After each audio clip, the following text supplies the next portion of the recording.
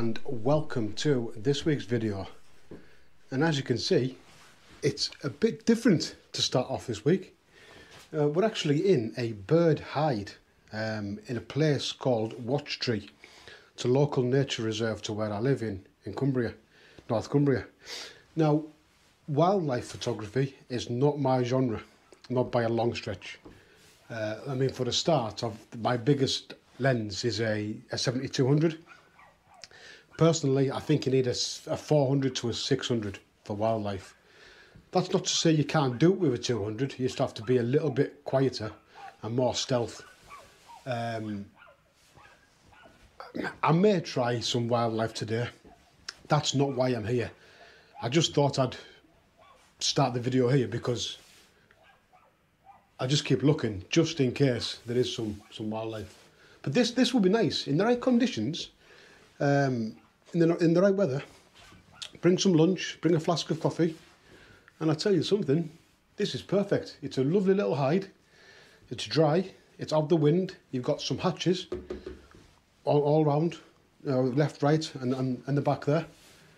But yeah, this is something very, very different to my photography. Anyway, let's have a look around. I've never been here before, so let's have a look around the area.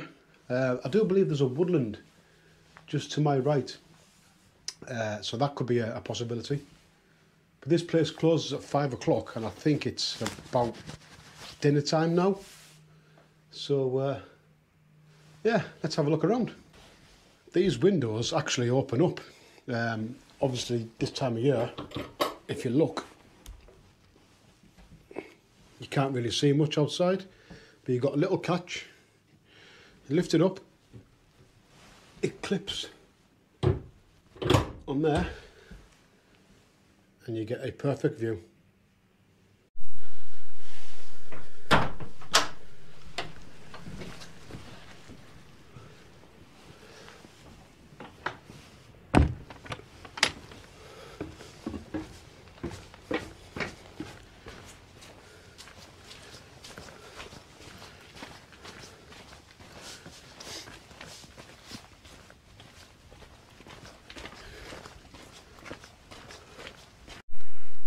These little fellas are absolutely everywhere. I must have seen about half a dozen already. I'm assuming there was a like a Christmas challenge for the kids. You know, go and find as many as you can. Nice little idea that. Here's another one, look. Just sitting there, taking in the world.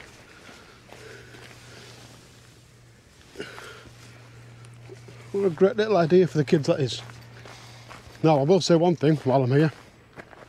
These things, don't like them. I've seen a few videos where they go wrong and they come loose, but please, not today.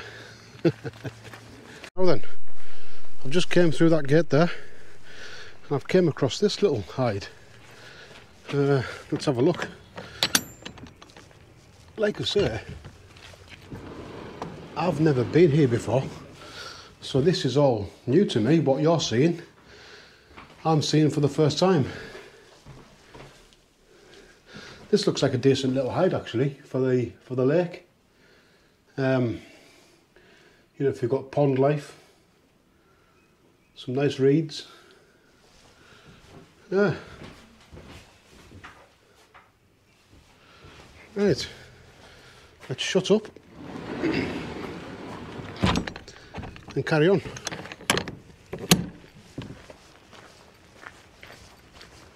So, just walking up this pathway here, I had the area felt like an old airfield. I'm not sure if it was, but it just has that feeling about it. Now, I've come across this, which kind of strengthens my theory, if you like.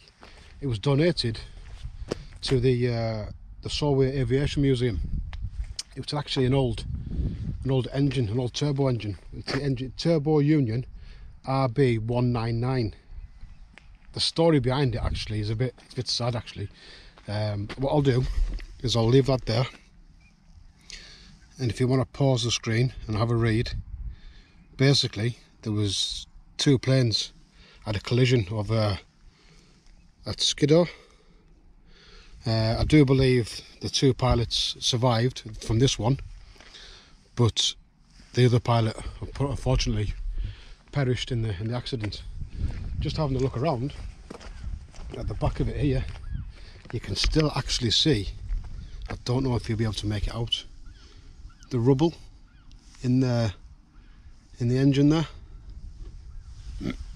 And another one of these bloody things, and another one. But yeah, like I say, it did have an aviation feel about this area. I mean, that's an unfortunate story, but somewhat fascinating at the same time, if that's the right thing to say. But thankfully, I'll just say one thing. I'll ask one thing, in fact. What is that thing in the sky up there? It's bright, it's hard to look at, and it's kind of warm. Not sure what that is, but we're getting a bit of light. Finally, this is the 4th time this week I've tried to go out, and we're finally getting some light. So I'm going to try head into this woodland and have a mooch around. Let's have a look. I mean, I don't think there'll be much light in there. Granted, yeah, I trust Dan finally gets some light and I'll go into a dark woodland. Right, next stop, woodland. There's something else, look. RAF Wiggenby. There was once 3 runways on this site. I knew this was an aviation, like an old airfield. I knew it.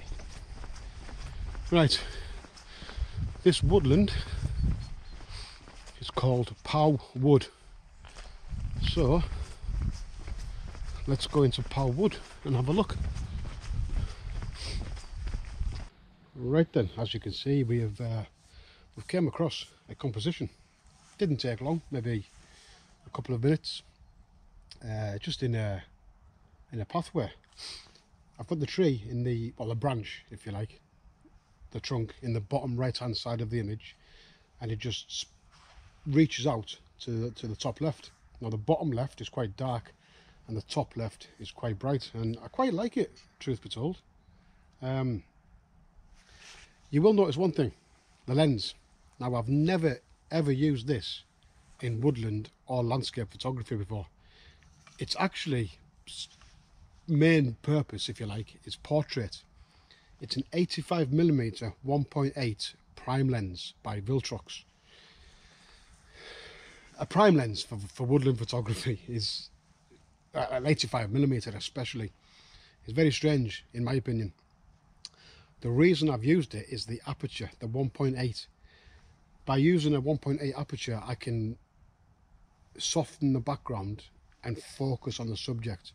Woodland photography, for me personally, is very, very busy. So trying to pinpoint and isolate a subject is very hard. Now looking on the back of the camera, I've done exactly that. Even pre-edit, I quite like that image. So I don't think I'll have to do much in the editing suite. But I've just been talking to a lady walking a dog, and she's informed me that there's actually some deer in a different woodland, maybe a couple of 100 yards to my left.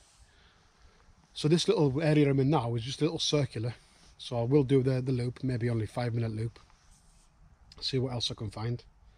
But there might be some deer in this video, but that image, the more I look at it, yeah, pretty nice.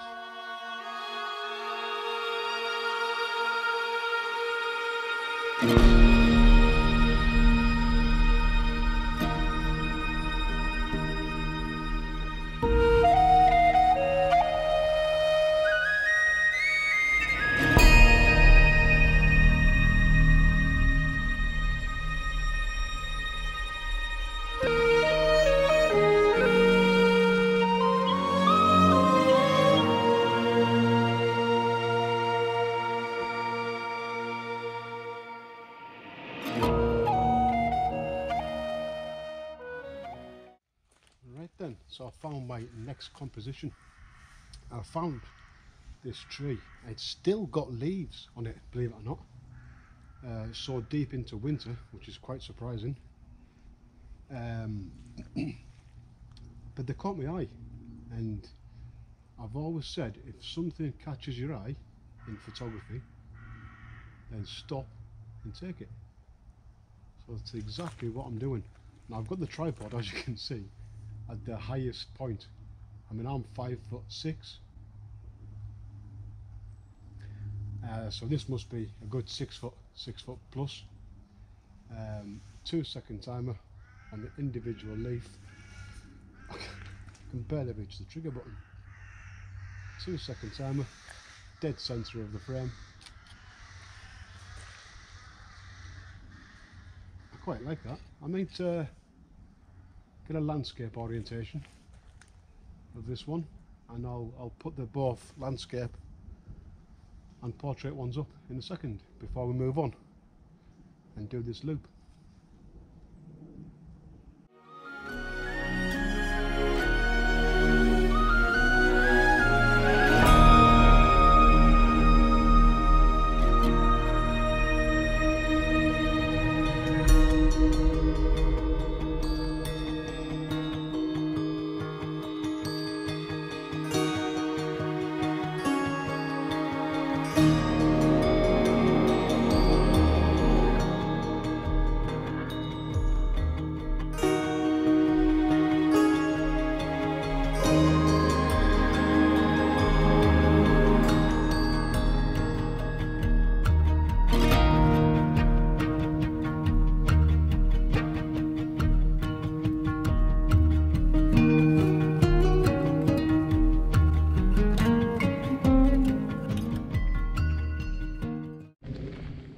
So when I mentioned earlier about woodland photography being very busy and struggling to find a composition, look at the state of this. Look at the absolute state of this. Now it's nice, don't get me wrong,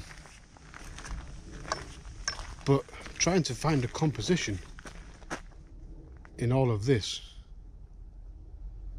although that might work, but trying to find a composition in all of this, my God, like I say, it's impressive, but with an 85mm prime lens I've just made the job a whole lot harder. I did not expect to see camels. There you go, you see, camels in Cumbria. Camels in Cumbria. We've got everything up here. So yeah, as you can see, I've came out of that woodland now, and I'm heading towards where that lady said earlier about the deer. Now I'm not being very quiet, so if there is deer around here, I've probably just spooked them off. So I'll put you guys away, and I'll try and keep my voice down, and if I do see any, I'll bring you back.